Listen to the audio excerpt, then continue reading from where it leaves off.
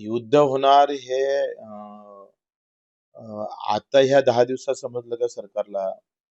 म्हणजे मग आमची खुफिया यंत्रणा किंवा राजदूत जे काही देशाच्या बाहेर आहे, ते काय करतात? परराष्ट्रीय धोरण आमचं कशा पद्धतीनं आम्ही पाहतोय अ, कसं कमकुवत आहे हे याच्यावरून स्पष्ट होते. का अशा प्रकारच्या गोष्टीची माहिती, एवढ्या मोठ्या प्रमाणात होणाऱ्या युद्धाची माहिती देशाला माहीत न होणं, देशातल्या सरकारला माहीत न होणं केंद्राला, ही मोठी फजिती आहे, लक्षात घ्या.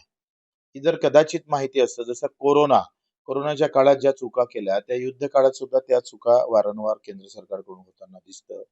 म्हणजे विश्वगुरू म्हणणारे गुरु आता फसले आणि साधं सिलेंडर आणि पेट्रोलही त्यांना आता कमी भेटणार. उलट तर ही हुशारी जर भारतानं करून दाखवली असती आणि तशा पद्धतीचं जर भूमिका भारत सरकारनं केली असती, तर मग आम्ही मानलं असतं. कदाचित छत्रपती शिवाजी महाराज ची नीती ठेवली असती तर ते शक्य झालं असतं. म्हणजे मिठावर पोर्तुगीज बंदी आणणार आहे, इकडे पाठवणार नाही.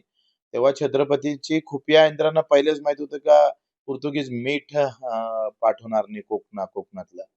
कोकणामध्ये बंदी घालणार.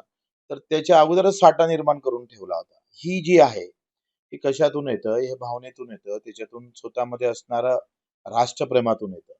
भाजपा जरी राष्ट्रप्रेमाचा ऊत आणत असेल, तर याच्यावरून हे स्पष्ट होते की त्यांचं राष्ट्रप्रेम हे फक्त देखावाजोगतं आहे. प्रत्यक्षात ते नाही आहे. त्याच्यामुळेच ही आता परिस्थिती निर्माण झालेली आहे. अधिवेशन सुरू असतानाच विधान भवन जे आहे ते बॉम्ब निवडून येण्याचा ईमेल आला सकाळी आज. मला वाटतं ते ईमेल आला असेल तर ते लगेच माहीत पडलं पाहिजे. ते नावासहितच स्पष्ट झालं पाहिजे आणि एवढं धाडस देशांतर्गत लोकांमध्ये केलं का देशाच्या बाहेर अंतर्गत लोकं करताय याची लगेच चौकशी मला वाटते झाली पाहिजे.